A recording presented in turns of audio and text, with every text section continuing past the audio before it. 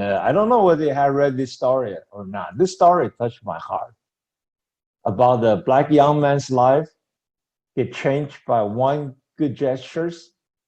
The story is, let me just go through the story pretty quick. So it's many years ago when the discrimination against black people still very serious. And then the black people usually don't have chance to go to the school and they work in the farm. And so this black kids, as a high school kid, and no, actually not high school, I think only the junior high. I helped his dad on the farm, but his mom insists to let him go to the college, go to the school, get education.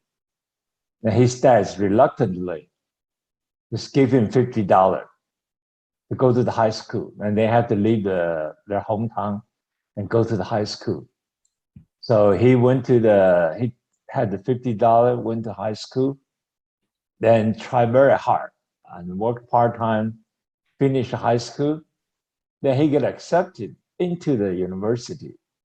I think it's one of the black university. Then the first semester, he used up all his money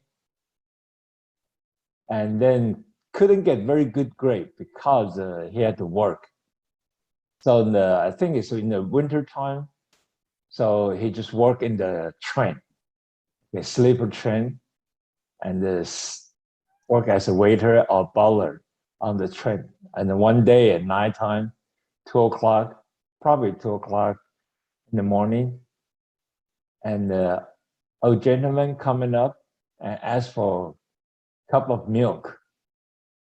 So he prepared the milk for gentleman, and gentleman started chatting with him. Hey, you look like a well-educated person. What are you doing? So he told this gentleman his status. And he said he probably think about quitting the university because he just don't have the money and he had to work and he just couldn't get a good grade. So he decided to give up, might as well go back to help his dad do the farm work. And then later, he went back to school. I told the dean, said, hey, I need to quit school because there's no way I can work and have a good grade at the same time. And the dean told him, say, hey, did you meet somebody on the train? And he said, yeah, I remember this gentleman on the train. He said, this gentleman is offering you a scholarship. What scholarship? For the rest of the year. Okay, and if you get good grade, you can get scholarship from the school, you can continue your education. Of course, totally surprised for him. So in that semester, he didn't have to work, and he studied hard, he get a good grade. From now on, continue with the scholarship and graduate. Then after he graduated, of course, he married a lady, and they had the kids, and I think he had 4 kids. One is doctor, one is lawyer, one is school teacher, something like one is social worker, something like that. So basically, one nice gesture from one person and change the life of hundreds of people's lives. And their descendants and people around them, they all have hope. And that gentleman actually was a famous billionaire. Okay. He actually, I think, had some business with the railroads. So black young man's life, as well as hundreds of others, are forever changed because charity moved by a heart of compassion. That's my conclusion. The reading touched my heart so much because I never thought about if we make the change of one person's life, actually it can really ripple through, change the life of hundreds of people.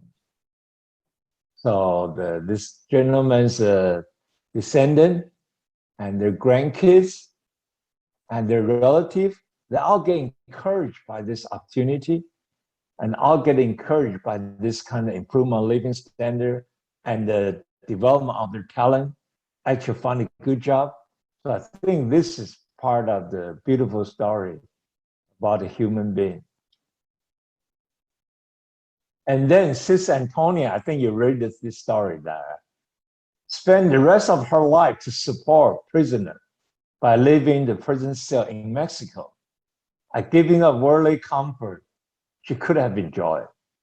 She had a good family, but unfortunately she divorced. But however, she wealthy, and she just didn't think keep living the same, materialistic, abundant life is good enough for her. So she became a sister in Catholic Church, and then she decided to live in the prison. She actually lived in the prison. They gave her the prison cell, and to help all those prisoners. Then sometimes if they have a violent argument, all they see the Sister Antonio walking, everybody stay calm. So it's an amazing story. This is real picture of her. And she is a Sister Antonia. And you look at how smart, how peaceful, how joyful she is. And it's a very short lady, but she had the mighty spiritual power and helped hundreds of thousands of people. And this is not a real picture about Coach Baker, but I'm just trying to use the illustration. The Coach Baker is a nature long distance runner and get detected by accident. Okay, their coach didn't know the Baker can run. But later, Baker become a running coach for the girls team. Then, unfortunately, he had a cancer, and his life is ending. But even the last few days, he just put up with all the pain and still show up in front of the team and tell them how to run because their team gonna have a tournament pretty quick. Never give up, but right after the tournament, he passed away. So Coach Baker exhausts last drop of his energy and last minute of his life to help the younger to reach their goal, to complete his commitment. Now you can imagine how many girls get impacted by his attitude, okay? To sacrifice his own life for other people so they can succeed. So I'm pretty sure all the girls learn how to commit themselves to help the others, also learn how to persevere, do something good, and persevere to win, persevere to help the people. So that's Coach Baker's story. So I think all these three stories are definitely very motivating, very inspiring. And then we all should do something like that. And I think, of course, we right here, we have two very good examples. There are Teacher Elan and Pastor Lee. Basically, they both retired, but through their whole life, they continue to do everything to help the people. Okay, and use all the resources God gave to them, the talent God gave to them, time God gave to them, and they contribute to help the other people. So this is what the book told us. Basically, be a player, not a spectator. And play a role that fits your talents. Do your best to help the team. And credit to everyone and glory to God. So I think this is very important. Don't just be a spectator. God gave us a talent, God gave us time, and God gave us a resource. So we need to play a role that help the team, that help the community, and help everybody. Credit to the team member. That's why I always encourage you, young kids, to join a team sports. You learn so much about team spirit because everybody's tied together, bonded together, or win as a team, or some might lose as a team. But you have to learn how to accept loss, and you have to how to celebrate the success. There's no individual; it's always a team. So when you grow up, work, and you find out this is very important, because unless the whole organization has a team spirit, work together to succeed, and usually it's going to collapse. And of course, the bottom line for the Christians, glory to God. The reason we have the talent, the reason we have a good conscience, the reason we have compassion, the reason we can love is all because God gave us that capacity. It's not because we just have it. We just created ourselves. No way. So the glory had to be for God. So I think I like this moment. I like to let the Elaine and the teacher Elaine and the Pastor Lee share their experience of the be a contributor and keep working hard all the time to help others. And they're happy, they're joyful, they're peaceful, and they're energetic. It's not like the more time they work, the harder they work, they're getting tired. No, they don't get tired. Actually, they get rejuvenated every time they serve the people. So I like them to share their experience. Okay, so you can really observe how as real contributors feel. Teacher Elaine and Pastor Lee. Pastor Lee, you want to go first? Yeah. Okay. Yeah. Well, I am so thankful for what Teacher Ming shared with us, because these are truly examples for us, and they may be a little bit far away and maybe doing really great things that you think you'll never get involved in. So coming closer to Dr. Lee and me, at least you know us, and we're right here. And truly, when we are able to help people and see people's life change from what we share together, we get energized. I was teaching in our Call to Work class last night for about 80 adults from around the world. And we were talking about life management and doing things that really matters to our life. When you're doing things that gives you energy and gives you, it's what we call life giving, like what we are investing in people's lives, that we have life influencing and changing lives and building up others. You love it. And when you're doing things that you enjoy, and that's our topic for our Call to Work English class we're doing every Saturday for August. When you're doing things that you're passionate about, meaning things that you enjoy, even when you don't get paid, you love to do, it's fun. So for me, working for 30 some years, it's like that, because I'm loving my work, glorifying God and helping people, being a blessing, and I get paid. Yay! So you don't feel like you're working or being laboring, you just really enjoy what you do. So that's important when you're studying, when you're finding out what God's calling is for you, what your passion is, and how God has gifted you. And you're using it, just like how you have defined what success is, right? Some of you did a really good job defining success. Anyone remember the definition? This is a time to interact. Who remember how we would want to define success?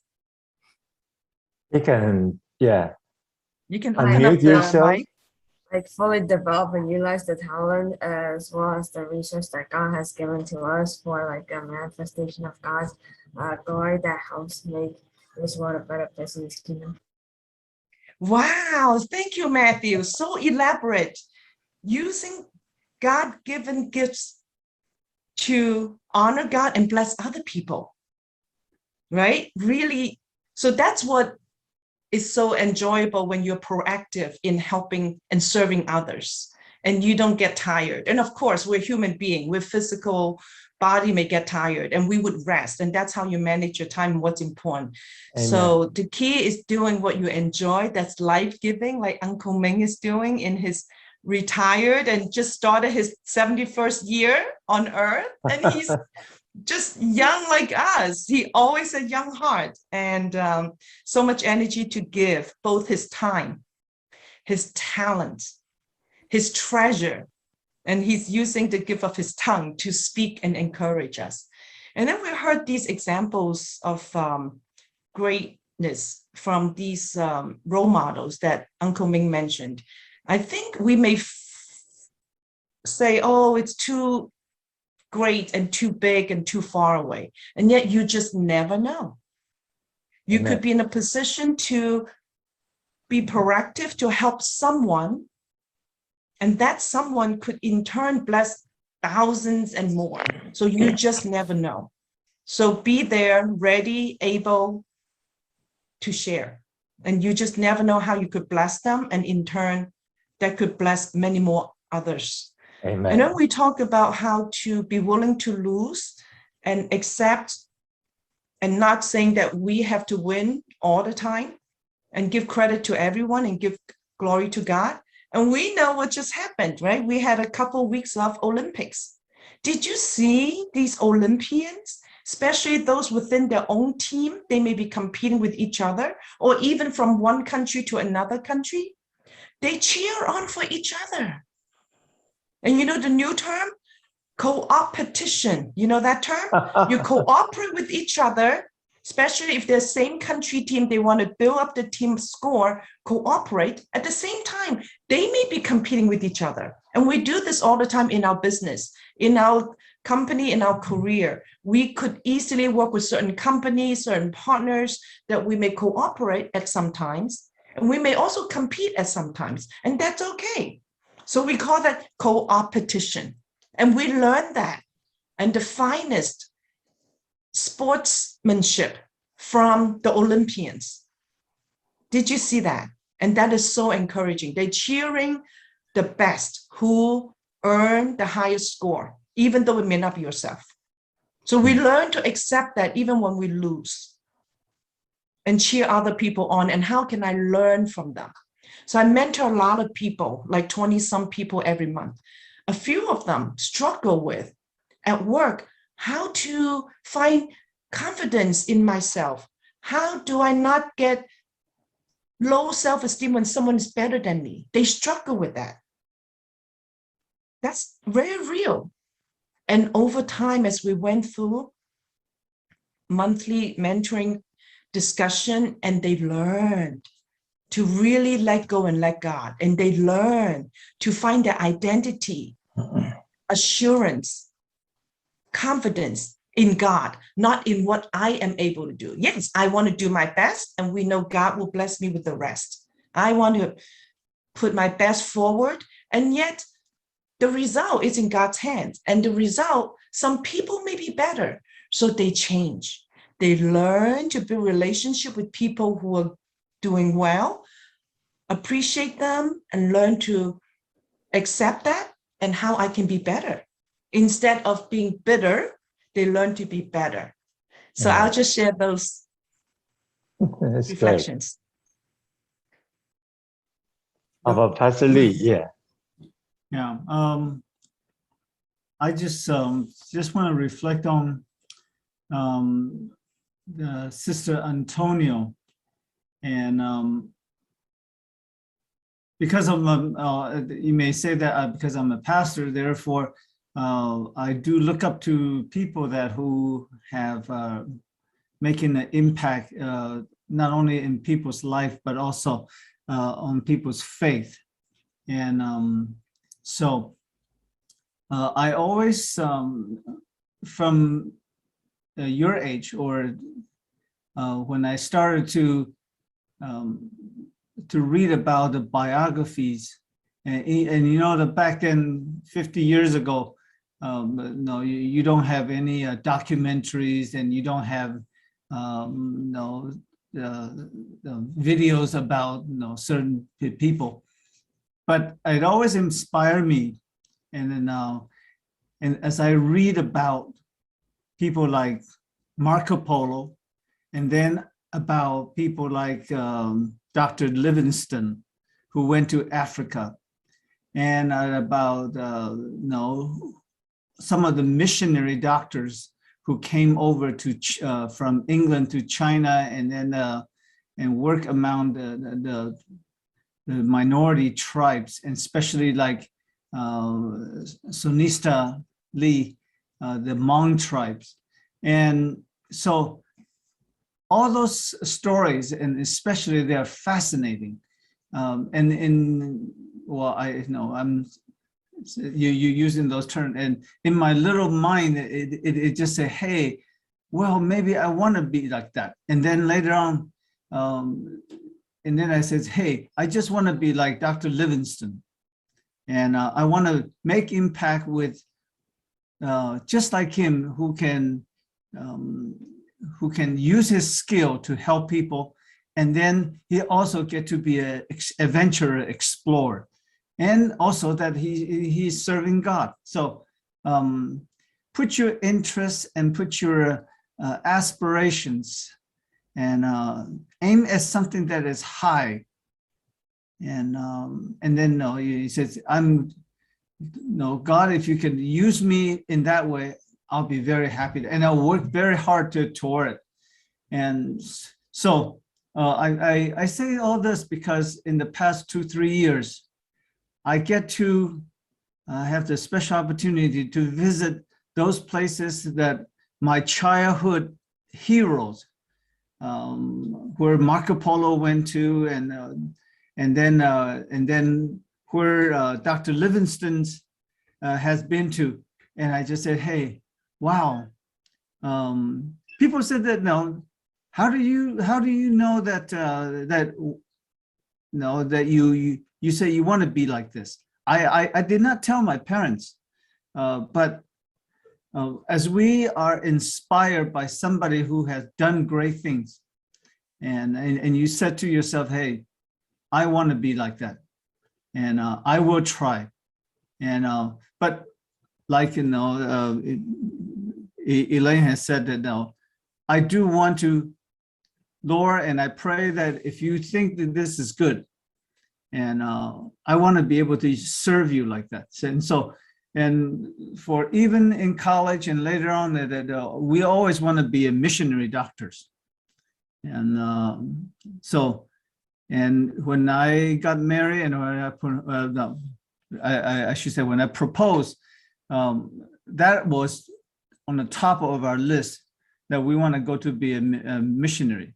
And so, but God didn't, well, looking back, we did not become missionary doctors, but no, but I practiced medicines, and then also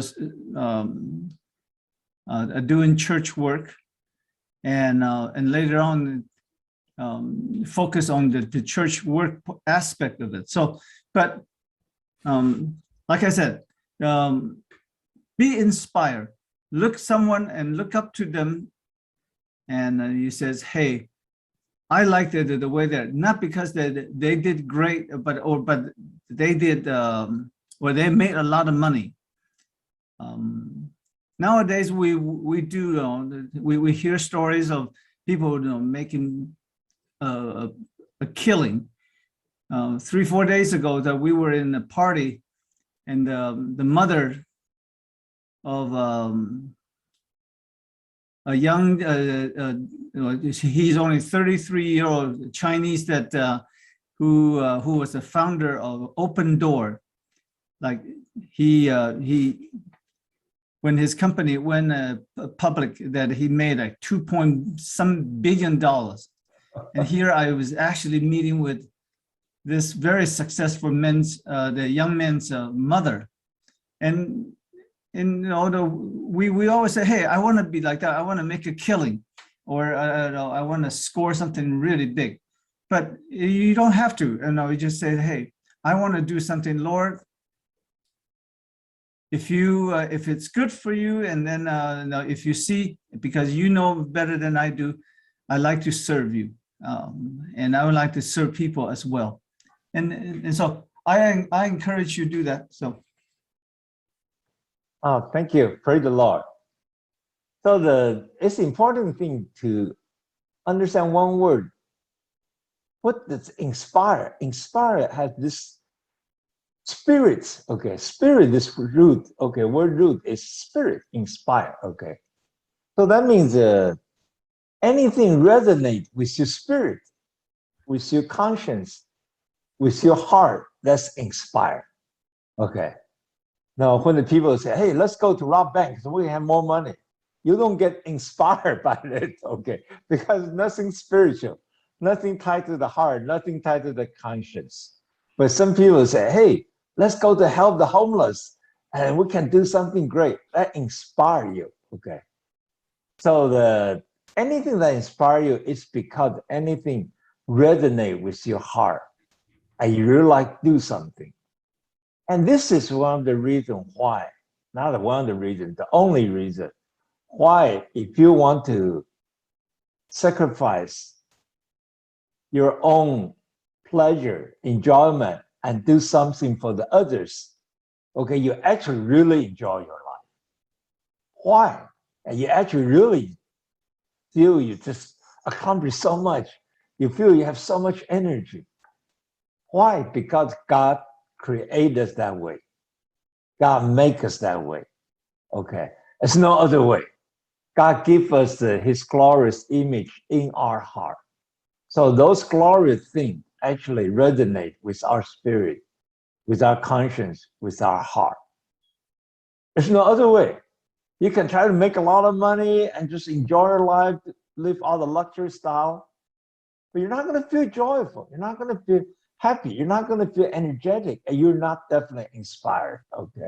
So this is very important. I have to understand we are made by God for his glory, for his purpose, and not for our desire. And we don't have other choice. So it's actually either black or white. There's no other choice in between.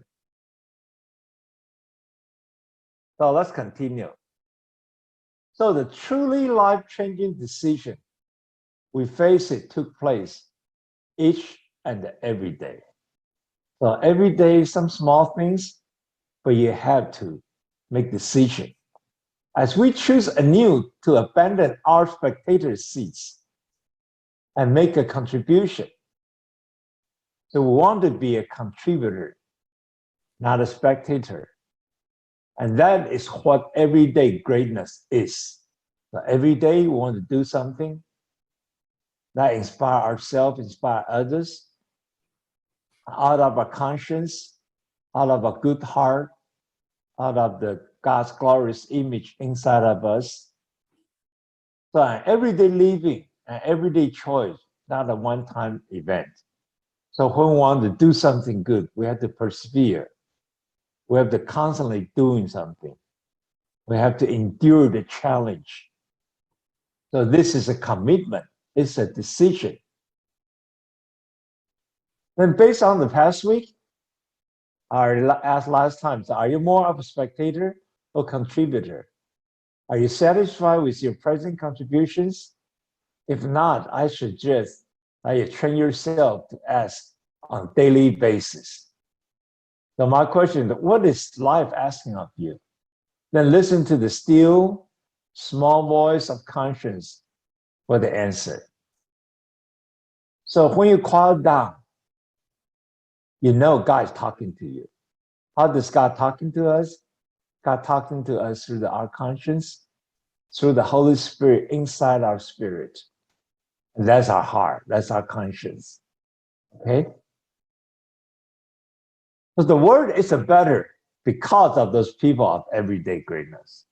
So that's why I encourage you to read through the greatness, the book of everyday greatness. I have so many good story. And actually, I'm helping out. In the last few years, I donate some money to the this we call the West Dallas Academy. So basically, it's a school for like 200 underprivileged students, and so the school everything's free, and they only accept those students from underprivileged family, and that family need help. So I'm actually working with the principal there. I say, hey, I'm willing to donate 200 everyday greatness for every student to have a copy of it. So they're reviewing the quality of the book, make sure it don't have any bad information, okay? And I hope they approve my offering, okay? So that every kids in that school can have this book and to read through their whole life. So everyday greatness is important, and the role model is important. And you keep reading the story about a great person, okay? It's important. And Isaiah 32:8 is a verse I like very much. But the noble man makes noble plans, and by noble deed they stand. So we want to be a nobleman, and we have a noble plan, and we always have noble deeds, and that's how we do every day. This noble man, the noble plan, the noble deed, they stand. Let me tell you another story. This is my role model. Okay, it's really my role model. It's a gentleman, it's a billionaire, multi-billionaire, very famous. He actually is a hero for Warren Buffett and for Bill Gates. Come on, Warren Buffett and Bill Gates had a hero? They are much richer than anybody else. Of course, probably even than this multi-billionaire. This multi-billionaire called Chuck Finney. Chuck Finney is the owner of a lot of the duty-free shops in the airport. That's how he became a multi-billionaire. But why is the hero for the Warren Buffett and the Bill Gates? Because he made a decision. He's going to give away all his money before he died. And actually, he said, all the money by age 85. So at the age of 85, he's pretty much almost broke. Then he closed his charity foundation. So all the money is given away. So Warren Buffett and Bill Gates had this idea, say pledge at 50%, and he goes through all the charity pledge, as for all the billionaires in the world to sign the pledge, they're going to give away 50% of their wealth before they die. However, Chuck finished everything. So then I read the title later, it says, this billionaire want to be broke, now he's broke now. So he always lived humble, probably one of the very few, if not the only one, and ride the coach class airplane, don't do the business class. And he's the one who saved the country for Northern Ireland, and he's the one to help the Ireland build one of the best economy in Europe. And he gave a lot of money to different schools and develop a lot of the industrial area to help the people have jobs. So this is my role model. And of course, he has a beautiful life. He looked young, and he's 90 years old now. It's a great life. So this is, I think, I really encourage all of you can accomplish. Make a lot of money and give it away. And this is a very impressive story. So sometimes, this is an extraction from the book. Sometimes we cannot distinguish between being busy or being productive. So we have to make sure we all are busy with something can be productive. And what is productive? You produce something noble. You produce something can help the others. So this is a big difference between being effective and being efficient. You may be very efficient in doing some other thing, but you don't produce the fruit, and you don't help this world get better, and you don't improve yourself. You don't equip yourself better to help others in the future, and you're not productive. You're not effective. Effective produce fruit. Efficient just means you do whatever you're doing in a quick and get result, but the result might not be good at all. So the people take the gun, walk in the bank, rob a lot of money. It's efficient to collect the money, but nothing right at all. He who has a why to live for can bear almost anyhow. So if you know why you're here, what are you living for? It doesn't matter how challenging it is, you're going to make it through. And this is the reason we want to do it, do the noble act, because God is always behind us, is always help us. Nothing's more liberating than to fight for a cause larger than yourself. Something that can encompass you, but it's not defined by your existence alone. And that is God's plan for us. That is a community, and that is love. Okay, so we always liberating ourselves from being selfish, but only focused on the other people. So that's why Jesus said, deny yourself. What does that mean? Dying to yourself. Just forget about you even exist. Always think about other people. Oh, your life will be so much more fun. I think that's our three coaches experience in our life. So many people retire and they're not doing something beneficial to the world, to the community. But some people retire and keep working, keep serving the charity organization, keep donating the money they have to help the others. So it's two different groups of people that are. Who help this world better? I think the second one, okay, second group of people help this world better. So God is the ultimate judge. He's all powerful, and he will reward to those who do good, and he will punish those who do bad. Okay. So sometimes we forget God is a judge. God is eternal. Our life is eternal.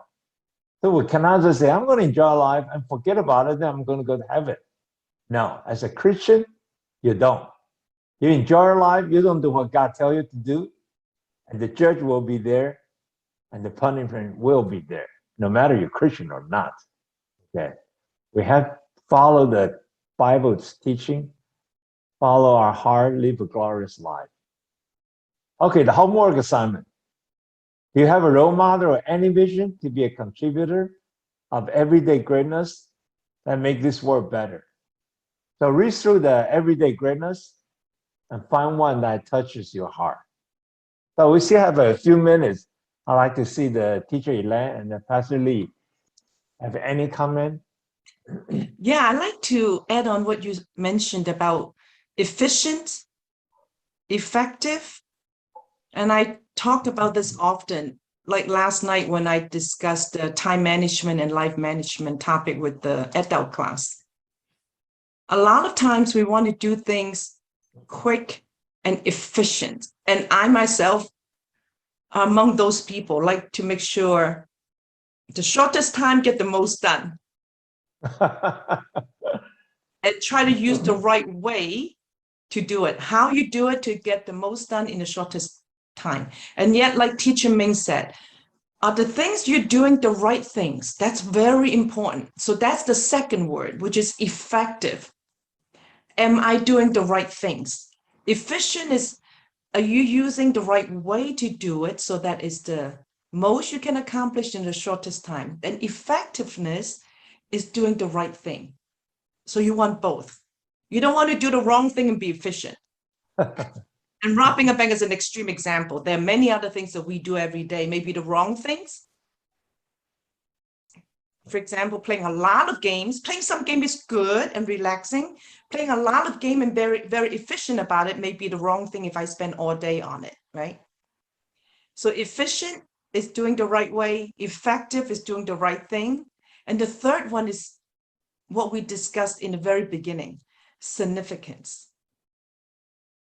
That you're doing the right way, being efficient, you're doing the right thing, being effective, and the right thing, hopefully, can leave a legacy, can have significance that means something on what you've done, the right thing you've done. There are all types of right things. There's some right things may not be significant.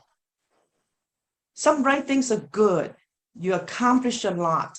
You got good grades, that's good. You get into good school, that's all good. Did you make an impact on other people's lives with your smart knowledge and ability? Are you making a difference, helping others? Like Uncle Ming shared with us so many role models and examples that are inspiring.